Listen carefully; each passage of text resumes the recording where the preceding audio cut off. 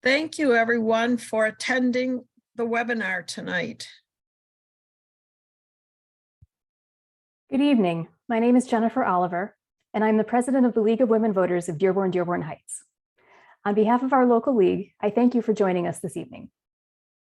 Freedom of speech and expression are fundamental to our democracy and free society, so much so that they were among the first rights protected by an amendment to our national constitution.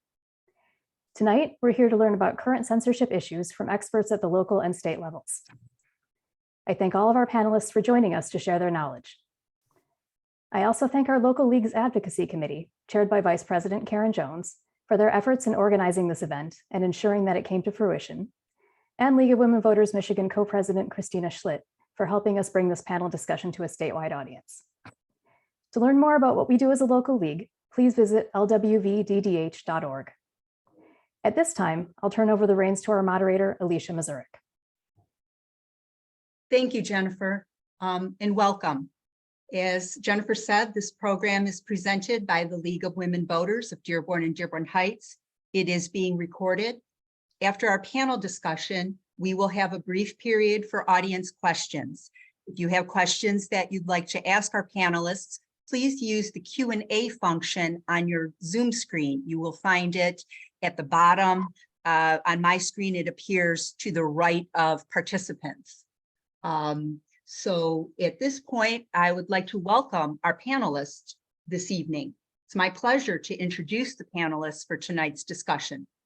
Jay Kaplan has been the staff attorney for the ACLU of Michigan's LGBTQ+ project since its founding in 2001. Anthony Lewis is the Director Community Engagement of the Michigan Department of Civil Rights.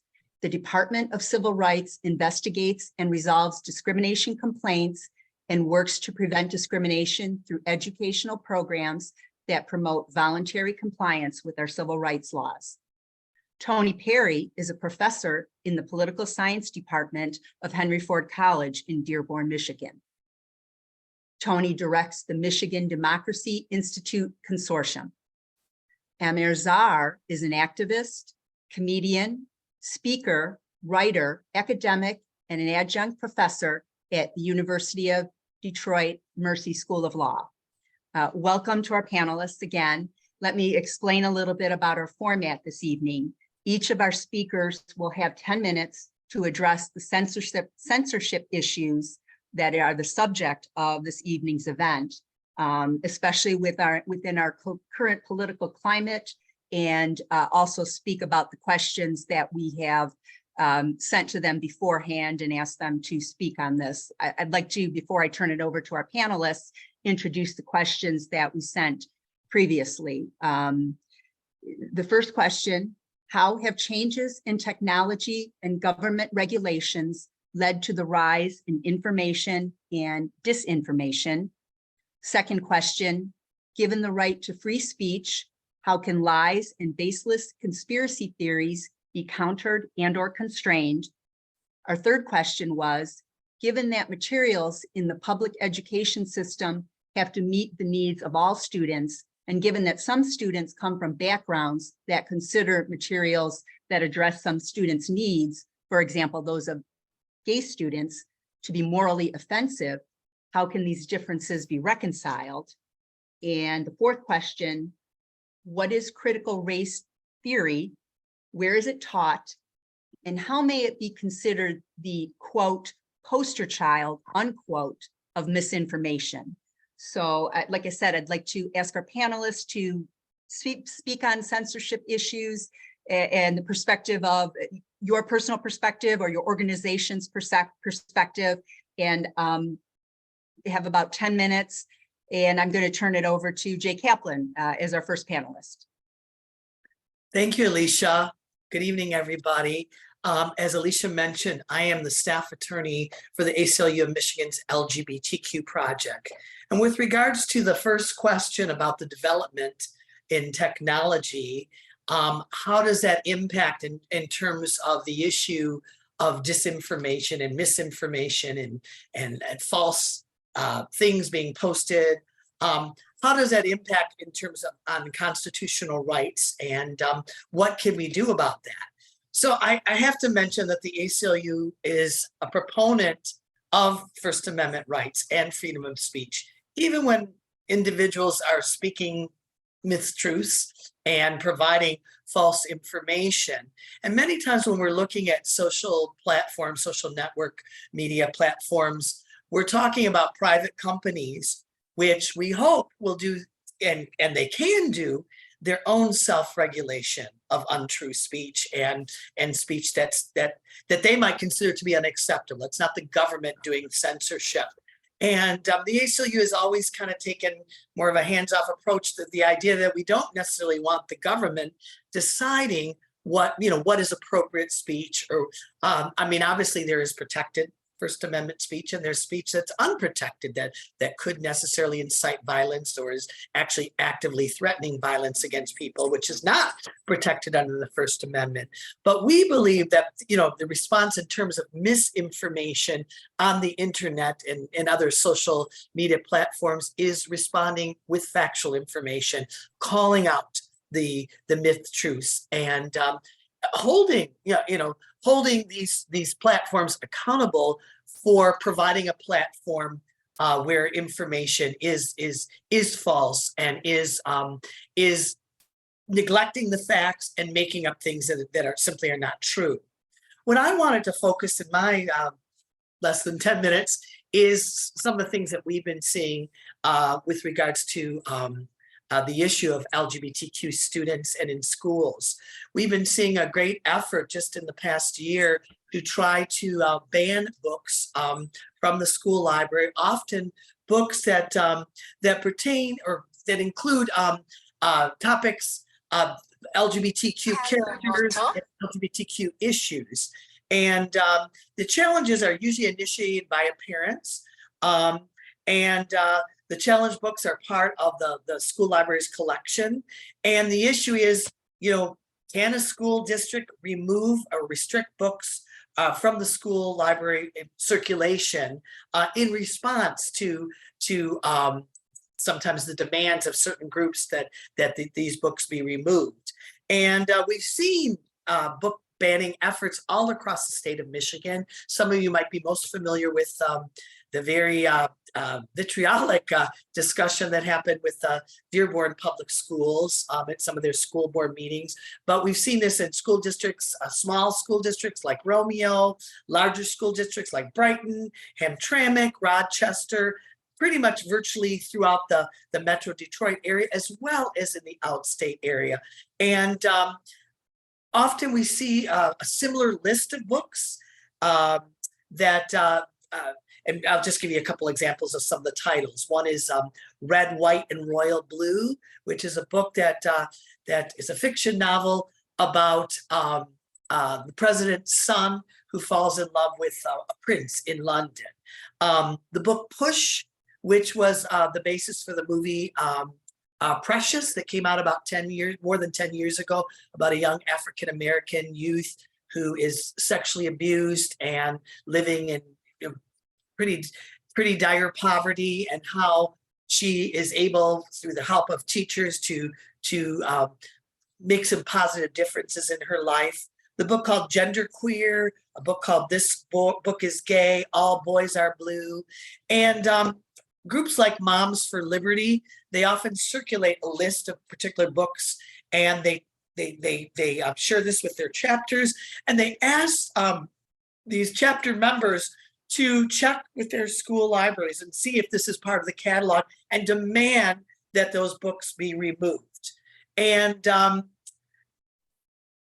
think a lot of school districts have been under fire and feeling threatened, sometimes school board members, with regards to these efforts at book banning. And I should add, if I didn't mention it before, Michigan is number 6 in the country in terms of the amount of efforts to try to have books removed from school libraries. And essentially, the way this works is that there's a First Amendment right that includes the right to receive information, and that pertains to the issue of book banning with school libraries. And the U.S. Supreme Court in 1982, in the case of Island Board of Education versus PICO, held that local school boards cannot remove books from the school library shelves just because they like the ideas contained in those books. And that's really the template and the eyes that we have to look at when there are these efforts to try to ban these books. Now, having said that, sometimes it's difficult to prove that the reason, the rationale about removing a book is because the school board or who's ever in authority, the superintendent, wants to prevent students from being exposed to certain ideas. The court also made it clear in that decision that books can be removed for other reasons, such as if the district determines that the book is vulgar, sexually explicit, there's a great deal of violence in the book, that it offends community standards about what's in good taste, that the book is not age appropriate for the students that they're utilizing the library, and that the book doesn't necessarily have any educational suitability.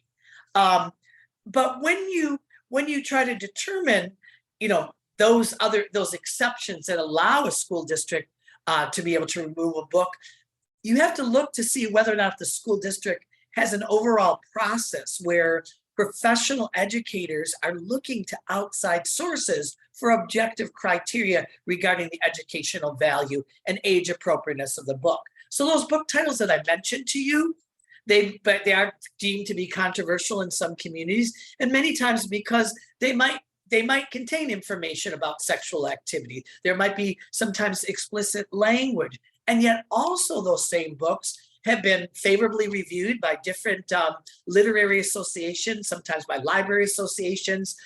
They've been recommended sometimes by educational associations in terms of featuring the book itself.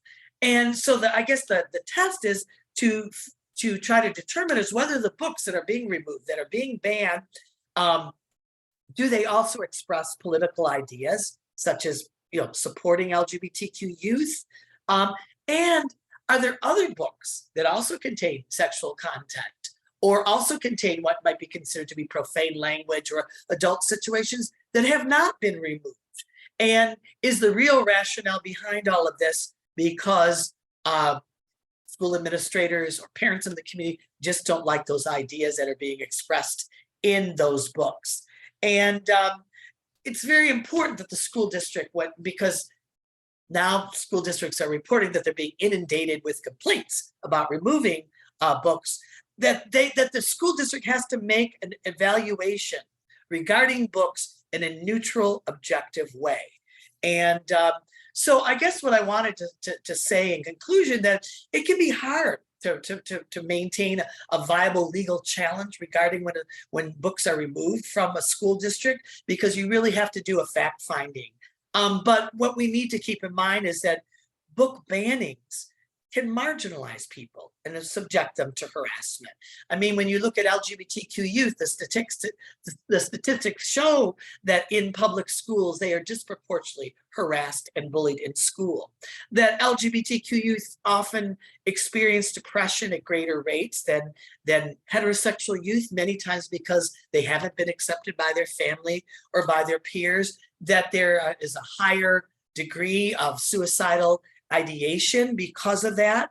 And when we take away books because they feature LGBTQ characters, we don't want that other people to be exposed to that idea, that sends a message to those youth that they're not to be recognized and they're not to be seen by other people in society.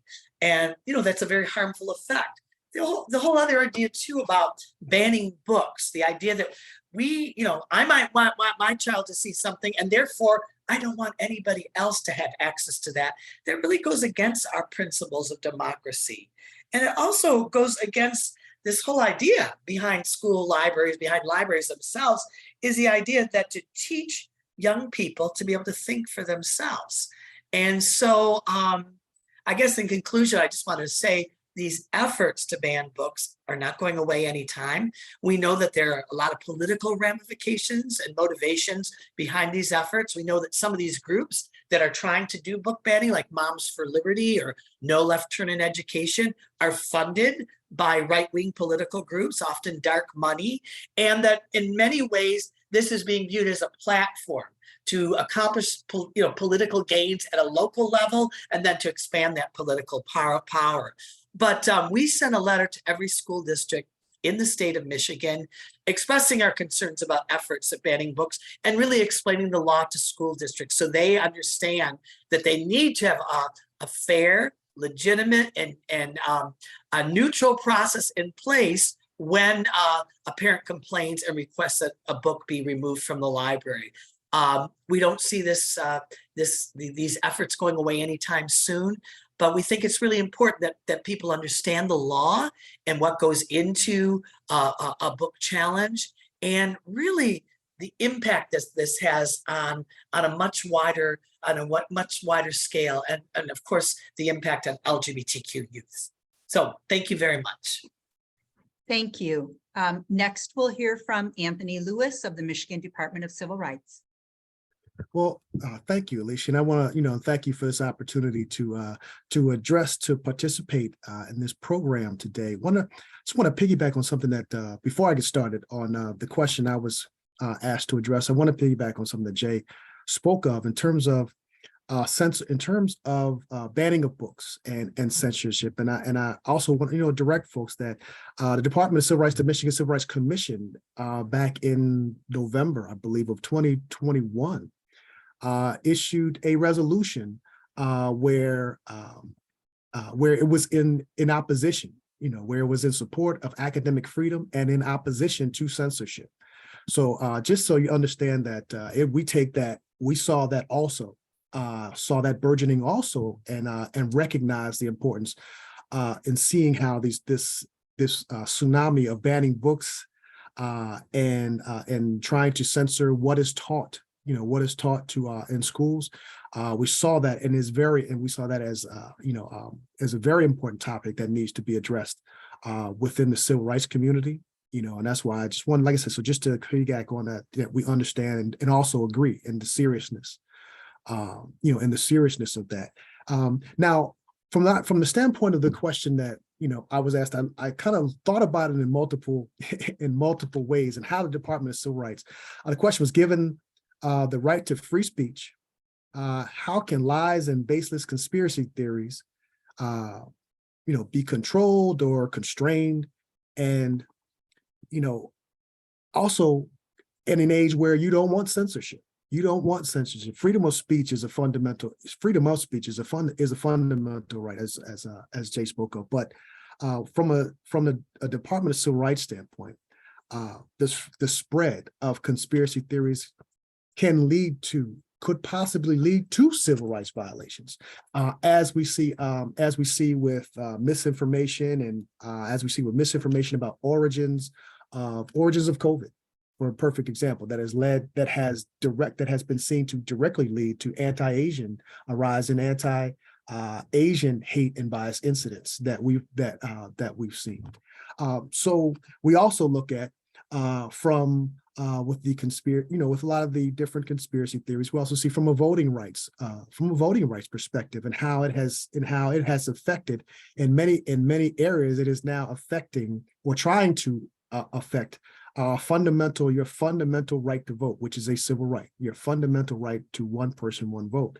And I think that, and so when we looked at it, when I looked at it, I said, well, one, from a preventive standpoint, how can we control the spread? Unfortunately, controlling the spread, or trying to unfortunately, most times trying to control the spread sometimes is more important than trying to stop it from spreading, but then trying to address it in that moment.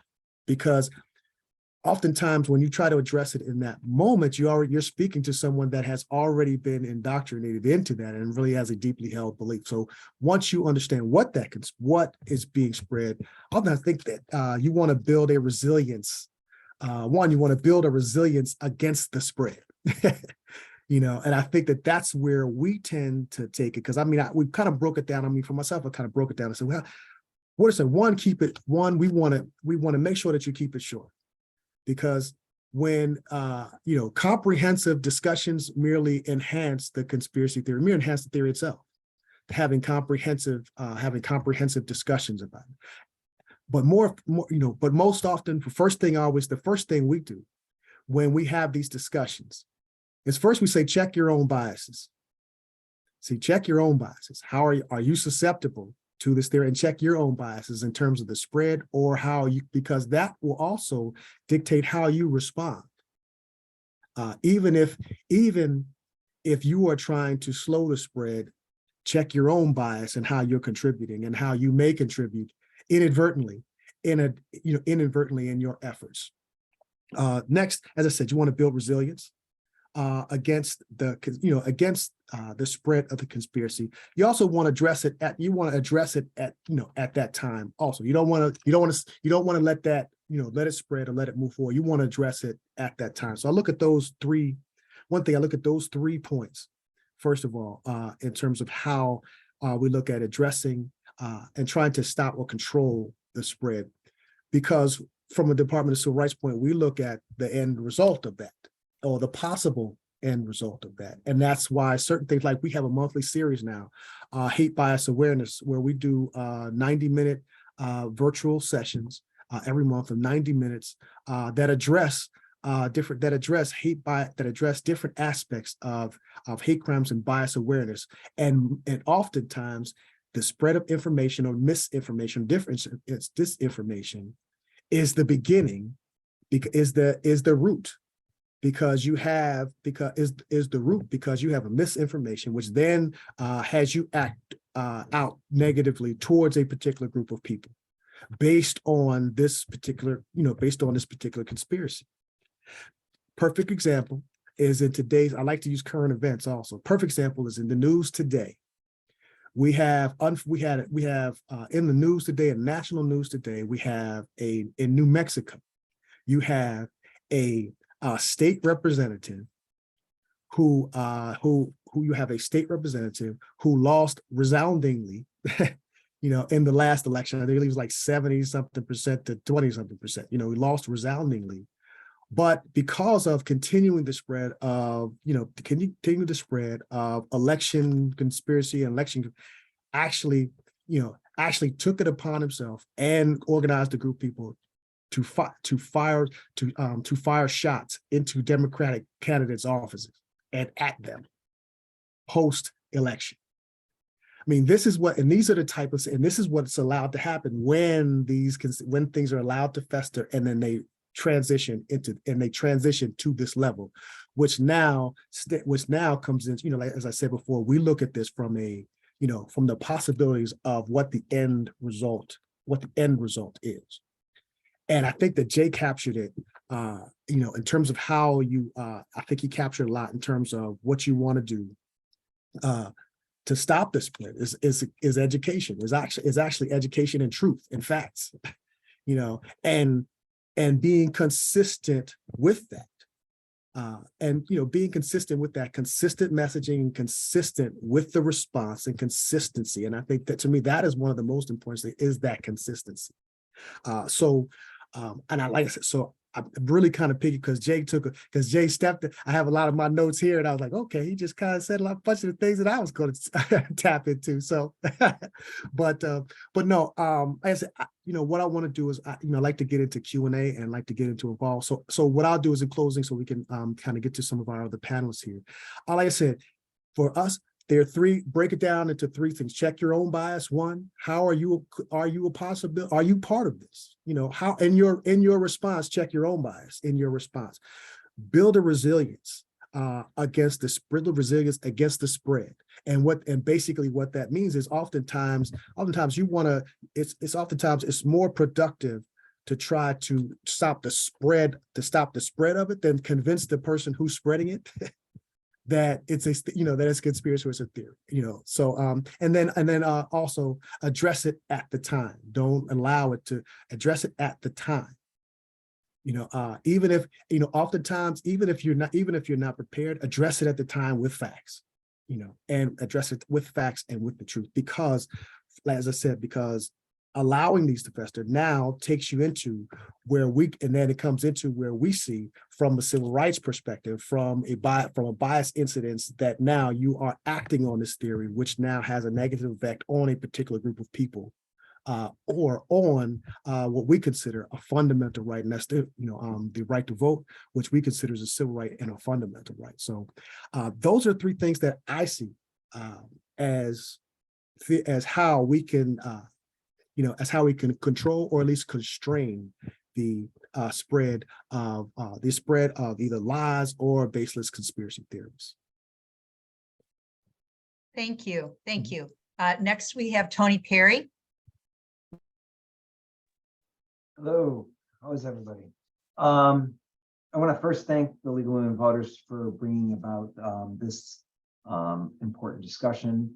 Obviously, we have limited time to explore 4 questions that probably could take several hours to get into. And I'm surrounded by experts in the law, and I'm not going to claim to be an expert in the law. So I'm going to leave the constitutional and the legal stuff for them to answer. Although I am a political scientist, and the project that I run is a project to try to encourage young people to become politically informed and engaged across the board. And we're a nonpartisan sort of groups that the whole goal is to strengthen democracy. We have to get people more engaged. And the debate that's going on is important because we're seeing huge transitions in terms of society, in terms of information, in terms of the question of disinformation versus misinformation, and the technology that is evolving that we're seeing today, being able to differentiate between what is real and what is fake is not so easy. Even experts are finding challenges with the AI technologies and so forth. And in a context where we've radically opened up information to society in the last few decades, and it's ever accelerating. And not only information that is factual, but information that is opinions, and being able to determine opinions versus fact, and being able to weigh information differently is very important. So information literacy is sort of critical to understanding what the education community has at its footsteps in trying to address these issues. You kind of intermix that with the milieu of culture and values and the idea of democracy with inclusion and minority rights and majority rights. This creates a situation where we're in the midst of big debates, in particular in Michigan, where we have very close electorates. So these issues tend to show up in districts and in areas where votes can be, a few percentages one way or the other, determining the outcomes of elections. So, there's a lot going on here. And from a curriculum perspective, there are issues in terms of at what level of education are you able to handle, absorb, and analyze different scenarios and situations. At a higher education level, the idea of doing this from is completely different than at a K-12 level, or a high school level versus a secondary level. And there is issues when we think of things like book banning that we historically look at, where it sends shockwaves through people when we think of the burning of books in Nazi Germany. However, in the United States, it's always been that balanced approach, especially when you start looking at those issues of community norms versus, or community standards versus freedom of speech. The Supreme Court, when it comes to political freedom of speech, has allowed hate speech to readily be disseminated as long as it quote, doesn't pose a clear and present danger.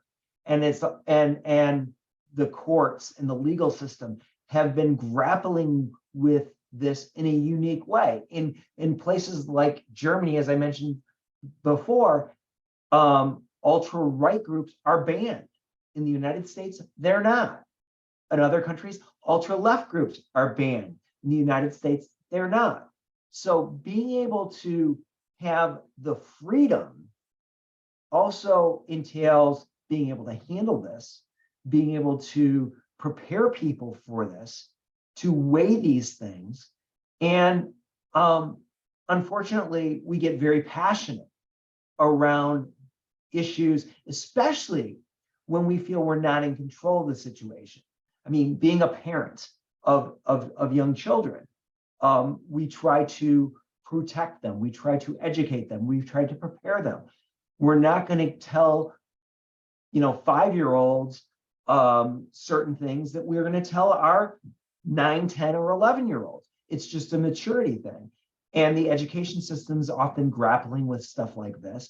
When we look at, and I noticed Amer's got his phone, and I use my phone as an example, the access that even our children have to this information. How do we prepare adults, people to be adults, to be able to weigh information?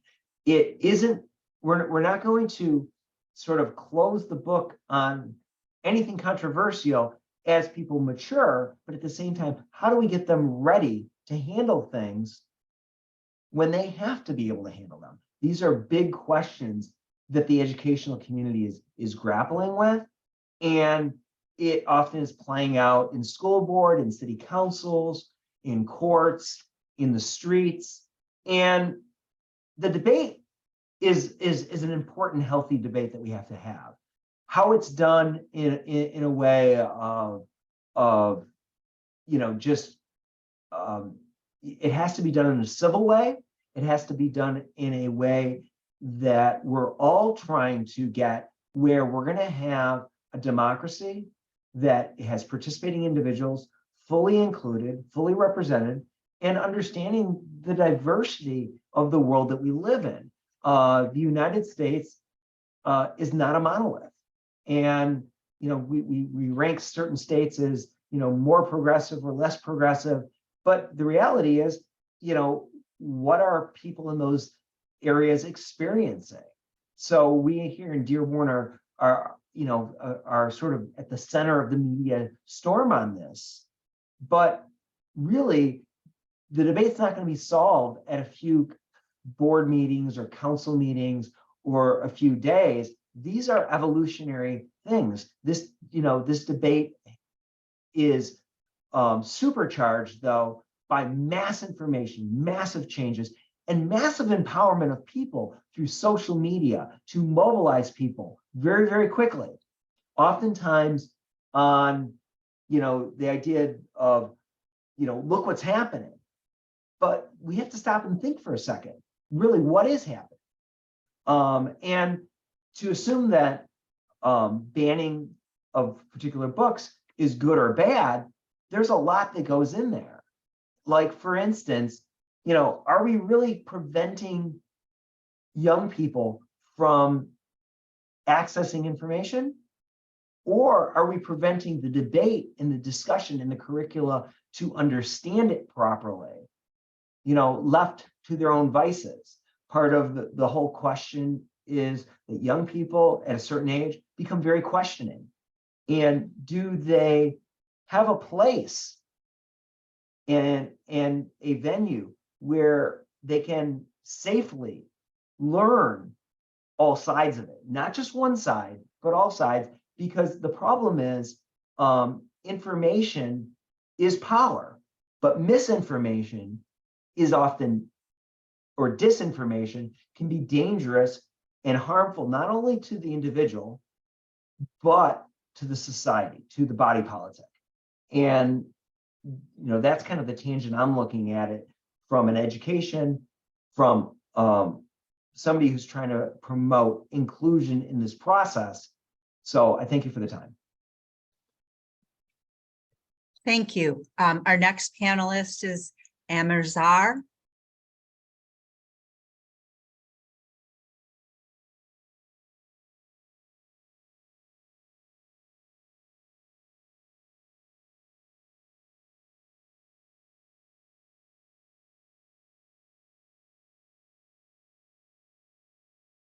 Thank you. Our next panelist is Amer Zahr. I'm not sure if we've maybe lost him. He looks like he's a little frozen there. Can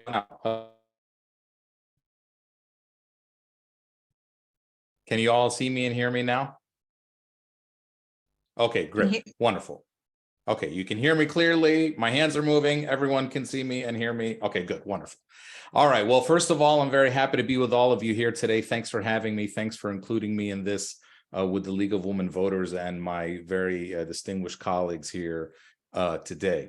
I've been asked to give a short sort of presentation on critical race theory and what it means. And it is a subject that I do teach at the University of Detroit Mercy School of Law as an adjunct professor.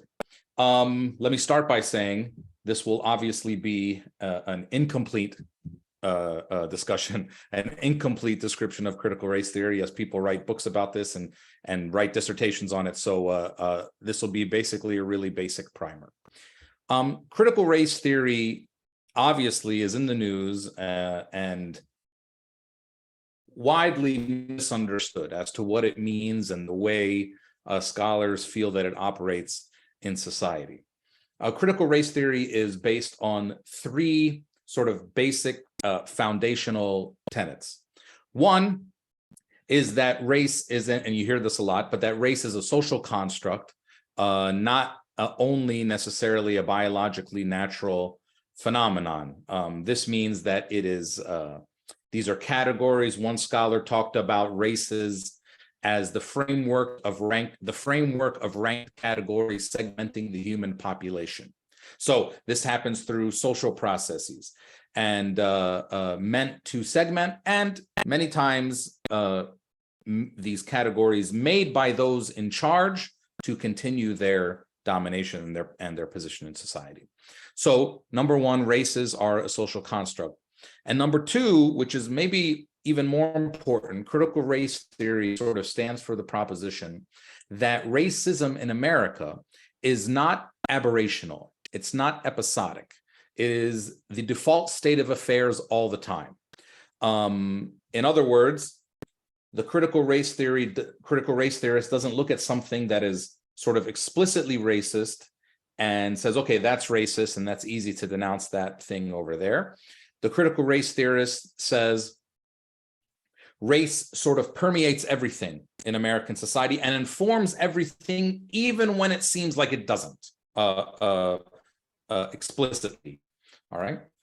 And the final one is this principle called interest convergence, where this is the notion that change or positive change from a racial point of view only happens when it's in the interest of the ruling elite class. In America, that would be like the white ruling elite class. This theory came out from one of the sort of architects of critical race theory, a professor named Derek Bell, who wrote a very sort of pivotal article in the early 80s about how his theory that Brown versus Board of Education was only decided the way it was because that result was in the interest of the white ruling elite and not necessarily because of some altruistic idea of equality and all this kind of thing. But what I really want to concentrate on is the second principle that I brought up, which is that race in America is not aberrational. It is the default state of affairs. It informs everything that happens all the time. I teach law. So Jay, we're going back to law school. We're going back to hypotheticals in law school. Okay. Imagine the following scenarios. Okay. You're sitting on your stoop in whatever city or neighborhood you live in Metro Detroit, and a parade comes down the street. Okay. And you see, as they get closer, they're holding a big sign that says the Latino Pride Parade. Okay. Think about how you would feel about that. Hey, you might think, all right, good music, maybe I'll go and join, we're gonna have fun, these people are celebrating their culture. Somebody comes down the street holding a sign that says the Black Pride Parade. You might feel similarly about that parade as you would about the Latino Pride Parade. Now, this parade comes down the street, and as you get closer, you see it's holding a sign that says the White Pride Parade. Well, we might all agree that we would feel a little bit differently about that sign. And then we have to ask ourselves, why? Why do we feel differently about seeing a sign that's celebrating white pride than we do about seeing a sign that's celebrating Latino pride or Black pride? Is it something about the history of this country that sort of bakes in all these things about race whenever, even though these are just different, I'm just inserting one race or another, but it's giving me a totally different meaning, right? This is kind of what critical race theory is. Critical race theory is, okay, race sort of informs the way I view things. Now, let's take another example where we're being less explicit with the races. Let's say you walk into a restaurant, or you're about to walk into a restaurant, and they have a sign out front that says, "We don't serve Black people." All right, well, that's pretty easy. Everybody can agree that that's racist. It's discriminatory. Even the most right-wing person on Fox News would agree that that is racist. Okay. Not to say anything bad about Fox News. I'm sure they have some wonderful programs, but whatever. So now imagine that you're about to walk into a restaurant and the sign says, "We don't serve people from Detroit."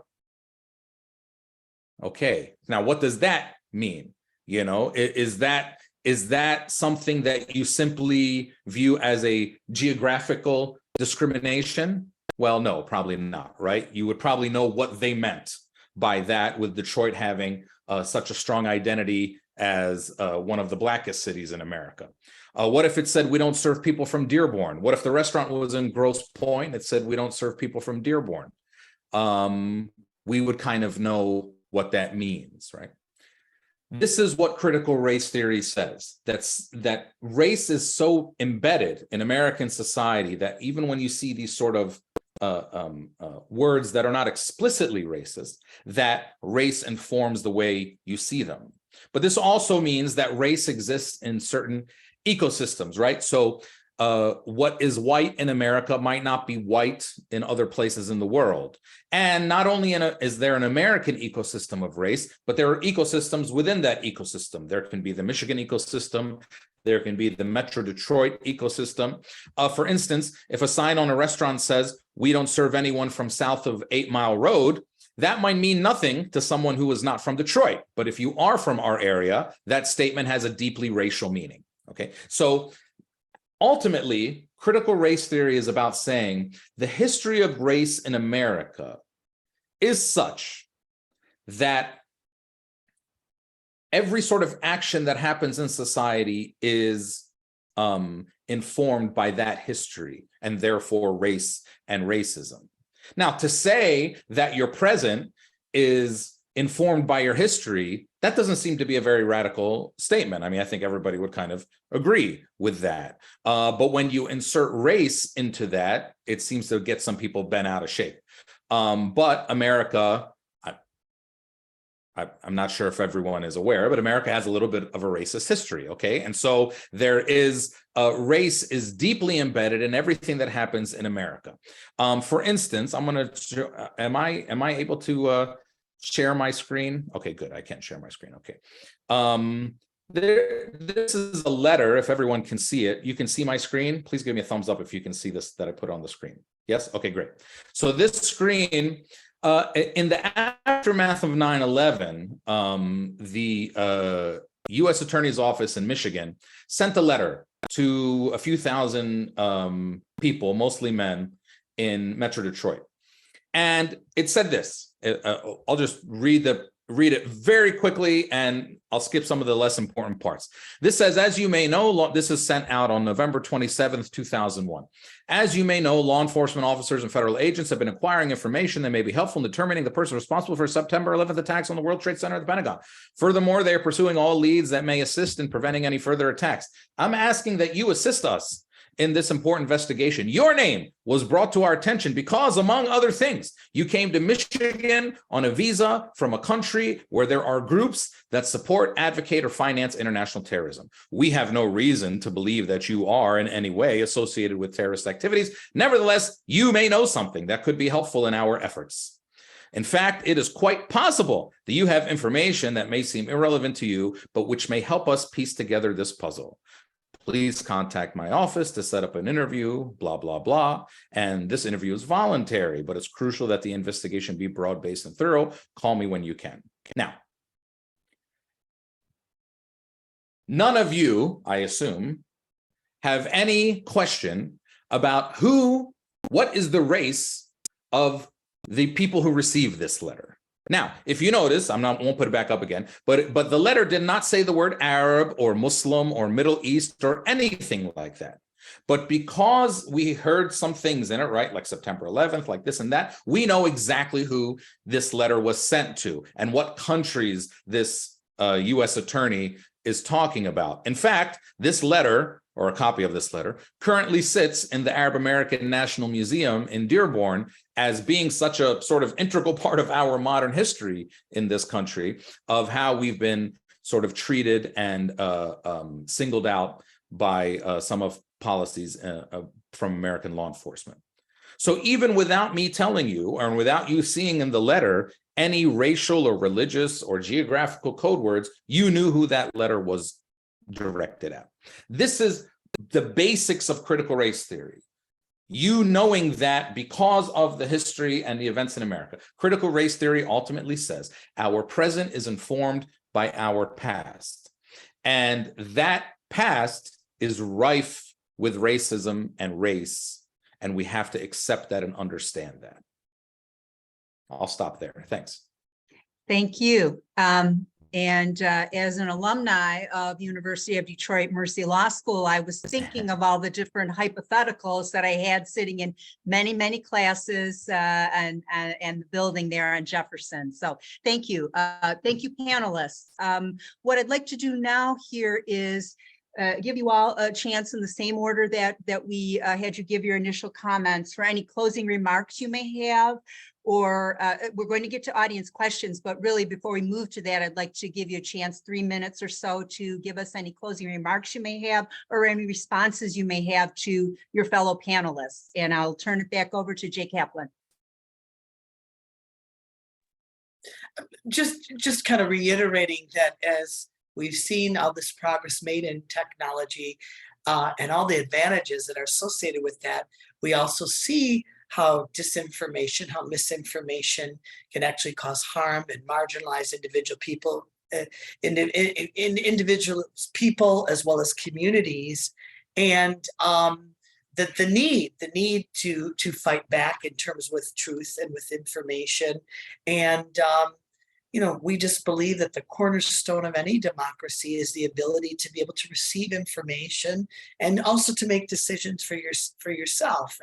And so we see this increase in efforts to try to prevent people from being able to access information, from learning about other people's, from understanding about other people who belong to different communities. And it's a disturbing sign. But we also, what I neglected to mention is that when you poll most Americans, they don't believe in censorship. They don't believe in terms of banning books. They want to have an open society with open ideas. So it's so important that the other side voices are heard in this debate and in this discussion. Thank you. Anthony Lewis?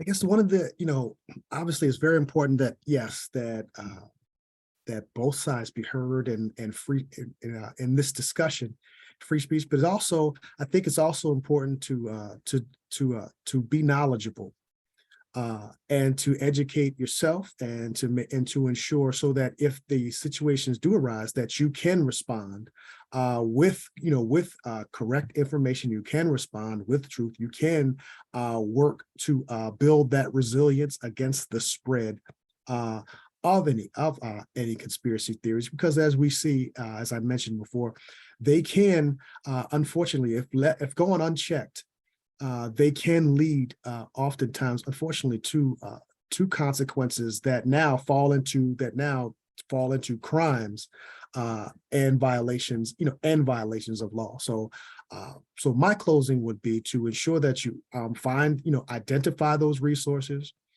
We are a resource. Your panelists here today are resources. So like I said, so feel free to reach out to myself also. if you have any questions or concerns. But I think that those identify where your resources are and then use those resources to assist with combating, to use those resources to assist you in your responses and in combating in combating the spread of conspiracy theories, or any type of lies that we find that are happening today. Thank you. Tony Perry? So I think to wrap all 4 questions together from an educational and curriculum standpoint, I'm going to go back about 2,500 years to Plato's allegory of the cave, where Plato was talking about a conversation between Socrates and his brother-in-law Glaucon about a peoples that were captives, chained in their caves, and their visual perception were of shadows on the wall. And when one of the captives was able to break free, when they were out in sort of the cave, they were looking at the shadows. That was their reference point.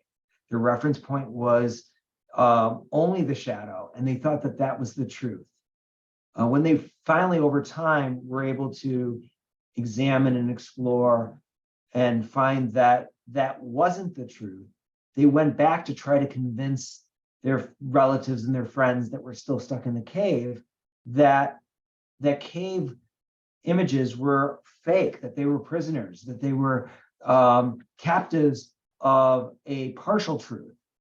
And what Plato was trying to explain there, I believe, is that we're all stuck in our cave. We're all biased by our experiences and by the knowledge and information we have. And to truly seek truth and knowledge is to stick our head out of our cave and to explore things from different perspectives and from different peoples and so forth. But many of us want to prove that we're right and we know the truth no matter what. And sort of as an academic, one of the things that we have to constantly be doing is challenging and be comfortable with not knowing and not being 100% certain.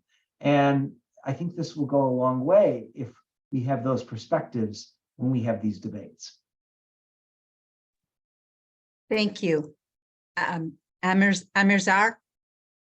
I think it's important now to get into a little bit more, opinion of mine. It's important to building off what Professor Perry said, is that not teaching race, or what somebody might think of as CRT, which again, they mislabel it, but not teaching the racial history of America in schools is in fact a terrible miseducation of our students. If a young Black, Arab, or Latino child is young enough to experience racism, then a young white child is young enough or old enough to learn about racism. That's the way that I look at it. What we see from students, actually, young, especially young, and the younger they are, is that they want answers. They want the truth. They want to learn about the history of the United States. Shielding people from that, like some people want to do till they get to college, is going to lead to more problems, not less. And look, if sometimes you hear this narrative that, hey, teaching about race or the racial history of America is going to make some students feel bad or feel guilty or whatever, maybe that's true. But if that's true, that's the beginning of a process. That's not the end of a process. That's the beginning of the learning process. And hopefully we can move on from there. For a lot of people, though, they view it as the end of a process because they don't want to talk about it anymore. Race is as embedded in American culture and history as anything else. And it shocks a lot of people. If I were to tell all of you, for instance, that whiteness was a prerequisite for naturalization as an American when they passed the first law in 1790, that might surprise you. You might think that that wasn't the case. Now, if I were to tell you that that whiteness remained a legal prerequisite for naturalization as an American citizen from 1790 all the way until 1952, you'd say, wow, but that's the truth, right? And we need to understand that to understand then patterns of immigration and how certain things happen and how Arabs ended up being white. And if anyone wants to know that story, I'll be happy to tell them. Thank you. At this point, we're going to take some questions. I do see that there's some questions that have been coming in through the Q&A, and I'm going to turn things over to our monitors, league members, Laura Dudgeon and Jerry Biggs, I believe, who have been monitoring the Q&A very closely. So let me turn it over to them. Hello. I think I've been tasked to ask the questions. We have about 3 or 4 questions. There's a couple comments too. I am going to lead with the first question that came through. If a city or school board is censoring a member of the public, where can that person go to for help, especially if they can't afford a lawyer? It seems like there's nowhere to report things done by elected officials.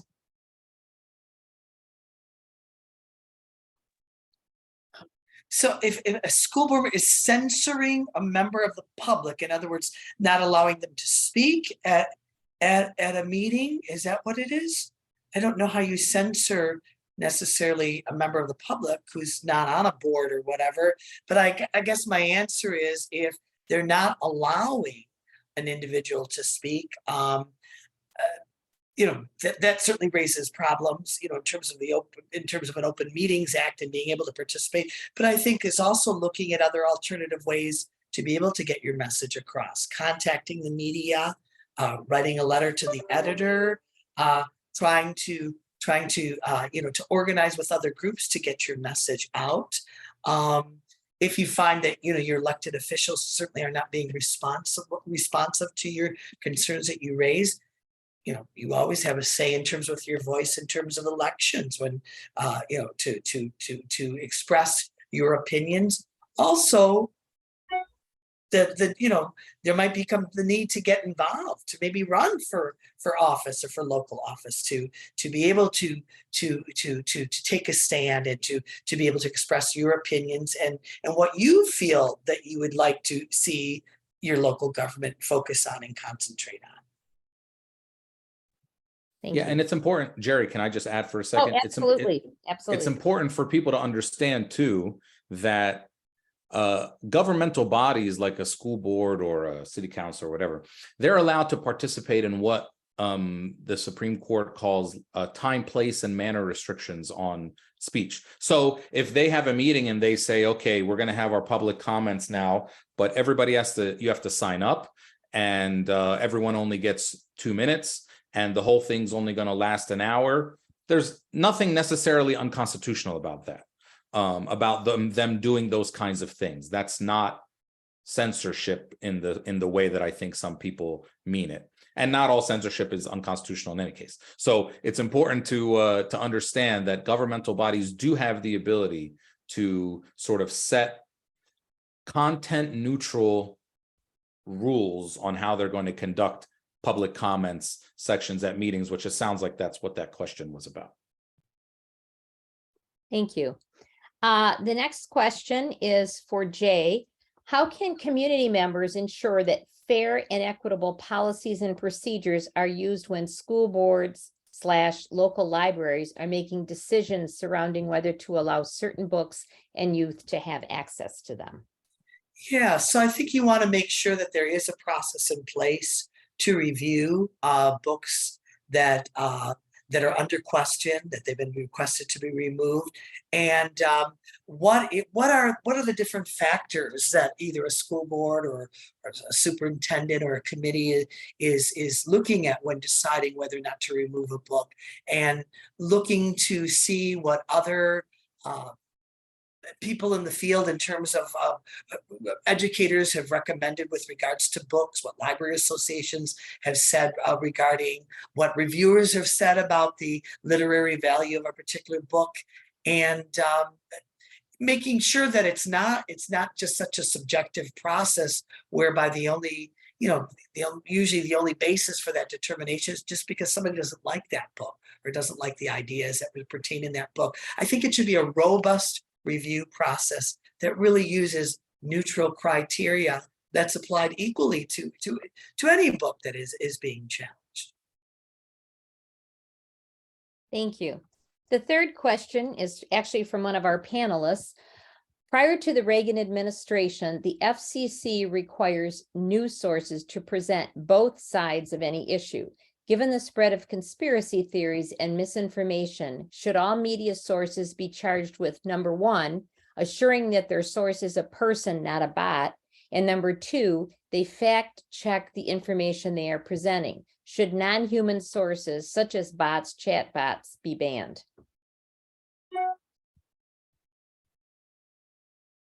Is this a question for me? It's just generally to the panel, sorry. So, well, one is FCC rules don't necessarily apply to all media sources. And it isn't necessarily about equal time. So what we've seen evolve in terms of many of the media outlets is clear biases on one side or the other, where they may have a representative from opposing sides, but quite often the biggest bias is what's not covered as opposed to what's being covered. You know, the issues that they focus on. It's one of those things where media literacy is, you know, we talk about information literacy, but also media literacy is very, very important.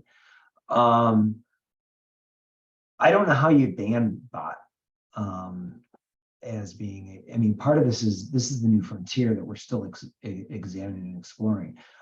It's really, really challenging to look at these deep fakes. They're even the experts can't differentiate some of them. So these are big questions that are going to need to be examined and debated and explored, because technology is moving very, very rapidly, and it's impacting the news media, it's impacting information literacy, it's impacting our body politics. So that's what I'd say.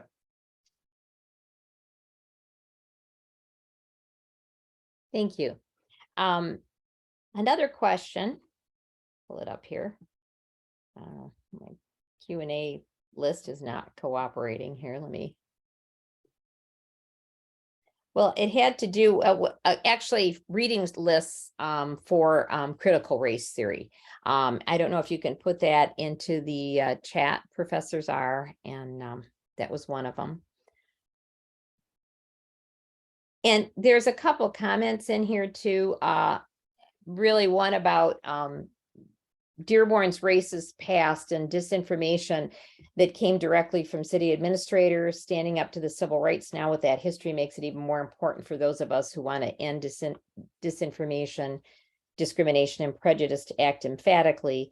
And another comment about book banning being a challenging topic, and a situation where a student was asked to read a part of Huckleberry Finn in an English class that was predominantly white, 95%, and this minority student was asked to read the portion that included a racial epithet, and talking about, you know, how that became a mess, and the district kind of didn't back down from it, saying it was part of the curriculum. And so I don't know, that seems like, you know, that might be something that maybe you could speak to. Anyone who wants to take that on, I guess.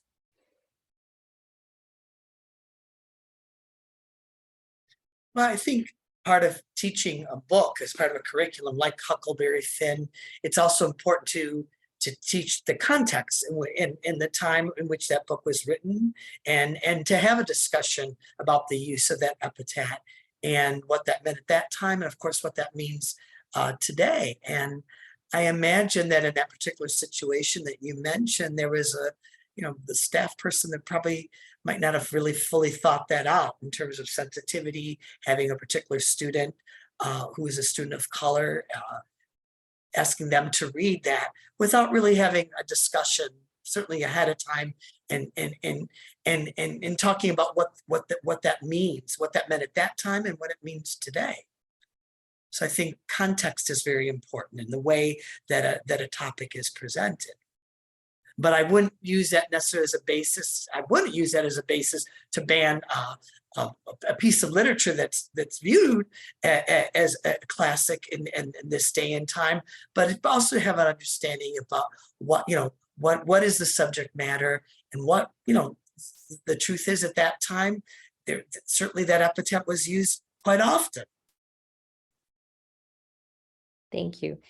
And there's another comment about critical race theory being opposed so strongly because white people are fragile and don't want to be blamed for the many wrongs that this country had down throughout this country. We want to remain ignorant and not responsible for issues of the past, or to be responsible for their behavior now. I don't know if anybody wants to just respond to that or add a comment.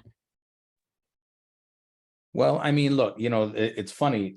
The fragility of whiteness has been on display in American law for a very long time. I mean, if we all remember in high school, we remember the case of Plessy versus Ferguson in Louisiana in 1896, where they had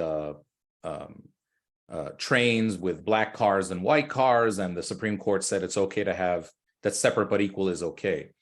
That whole case was the law. One of the laws behind that case was that there was a Louisiana law that defined whiteness, and it said that in order to be considered white, you must have more than 7/8 blood that is white, which means if you have one black great-grandparent and 7 white great-grandparents, you're not white. Think of how fragile one must view whiteness in order to say that anything more than 1/8 sort of corrupts one's whiteness, right? The American law has a long history of people coming before it, because of the racism of the naturalization laws, of people coming before the courts and saying, hey, please consider me white so that I can get into America. And the courts actually never did very well at defining what was white, but they were very good at defining what wasn't. And most of the time it was based on, well, hey, that's just not what white is. It's just not what we mean. Sort of a social construction theory of race, which has been going on in the courts, actually, if you look at it, for hundreds of years. So yes, whiteness has always been a very fragile thing because it is what is propping up power. One of the foundations of critical race theory and the social construction thesis is that these categories, this framework of ranked categories segmenting the human population, they're not made by the minority, they're made by the majority in order to separate people and leave themselves at the top. And then each one of these different categories gets a different meaning or different attributes given to it, which we call racialization. And that process has always been something that's been very delicate because it's being done by those at the top. And now when you start to question that category at the top, it gets very touchy for them because it was all based on power and lies and all this kind of stuff to begin with. So I would encourage people to read more about the foundations of critical race theory, to read Orientalism by Edward Said, which touches on these concepts as they relate to the Arab and Muslim world. But yes, this idea of sort of the fragility of whiteness has been at the center of American law for hundreds of years, and therefore at the center of critical race theory and the center of all of these debates around critical race. The non-critical race theorists, the ones who attack critical race theory, are much more critical race theorists than they know they are. I mean, if they really were people who rejected critical race theory, they would have this point of view of like, well, talking about these things, that shouldn't have an effect on anybody. But when you say talking about these things makes white kids feel guilty, you're sort of accepting the idea that the history of race in America was very, very pro-white and very anti-anything that wasn't white, and especially anti-black, and teaching kids about that is going to make them feel bad. Well, yeah, maybe it will make them feel bad, but that's not a reason not to do it. Sorry. Thank you. There's a couple of actual requests in here about, and you kind of touch on this, Professor Zahr, about an abbreviated reading list for critical race theory, and also the ACLU. Do you have examples of recommended policy and procedures for a robust review of library books? I don't know if that's something you can answer, or if those are things that you can probably maybe share with the viewers at a later time. I'm not sure what our time is. So I just want to put those both out there so that they do get addressed. I'd like to add on to Professor Zahr's comments and looking at it from an international perspective as well. I mean, the whole concept of colonialism, of dividing groups to create a power relationship. You know, British indirect rule relied on such tactics to have minorities control majorities. And this tendency, you know, it is prevalent in our society all the time. It's dynamic. And if we don't recognize it, it's very easy to fall into this trap of us versus them. And the criticism of critical race theory is actually an example of it, as opposed to understanding it from an academic perspective, as opposed to, you know, in general, we're just trying to teach, you know, events of civil rights and social justice and so forth. Just those events for young people of all races don't hear about this and learn about this even at the levels that they did a generation ago, where everything is being crowded out by other curriculum issues. And therefore, when what used to be pretty standard fare of, for instance, civil rights, like Plessy versus Board of Education and such, you know, students coming into college are often exposed to that for the first time. And whether this is by design or not, it's a reality. And you know, so it's a tendency of us versus others, and you know the whole question of what it means to be white.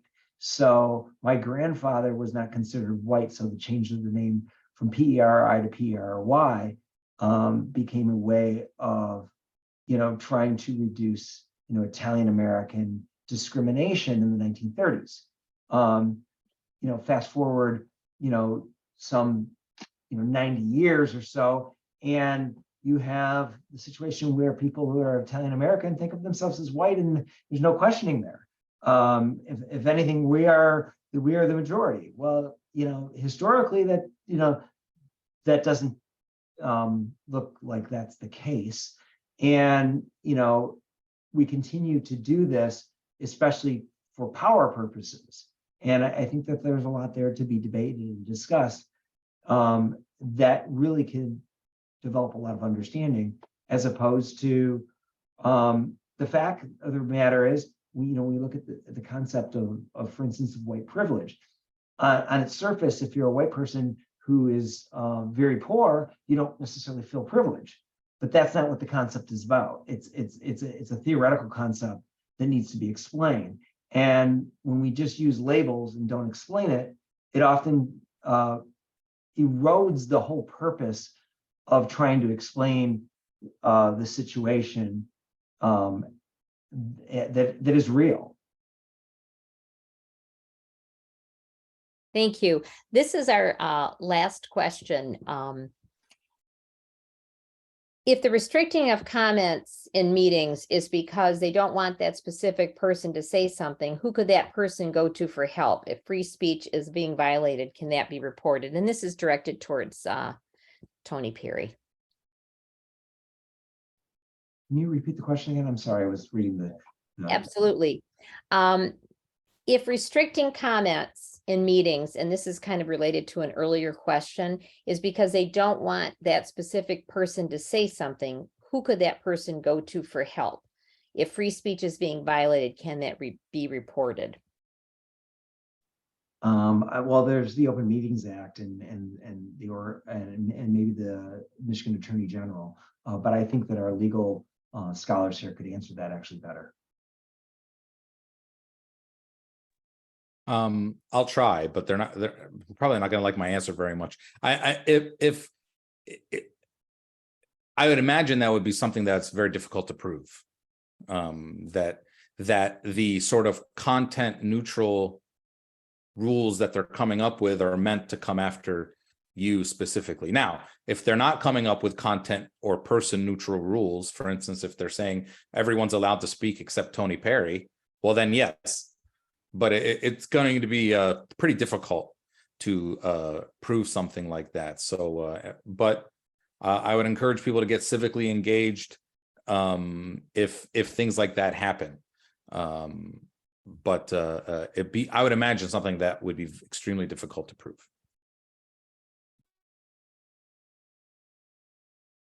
Thank you. That was our last question for the evening. Thank you, Jerry. I want to thank our wonderful panel for your participation and perspective this evening on this important, very timely topic, and appreciate the wide-ranging discussion we had.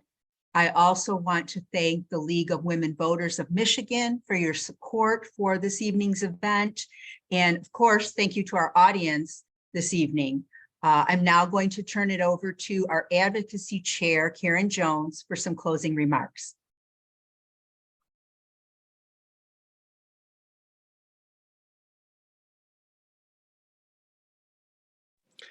Thank you, Alicia.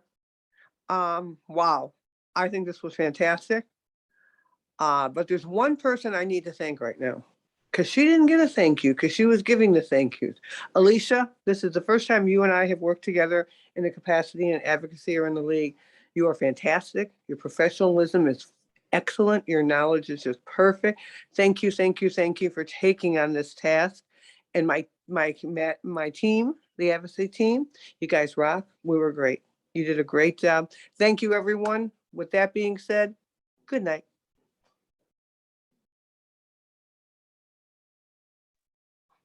Thanks, everyone. Hope to see you soon. Come visit us in Dearborn. Thank you. Take care, everyone.